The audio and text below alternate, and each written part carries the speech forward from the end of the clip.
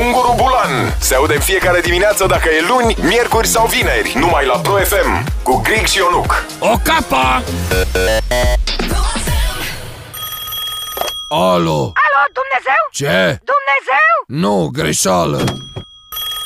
Alo? Alo, nu sunteți Dumnezeu? Cine? Dumnezeu! Cine e ăla? Cine? Dumnezeu. Alo?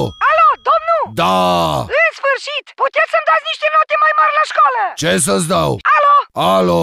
Alo? Cine e acolo? Îs copilul! Am numărul dumneavoastră de pe internet, de pe YouTube, Așa. în legătură cu anunțul din Biblie. Cu ce? Zice că ajutați pe toată lumea. Eu?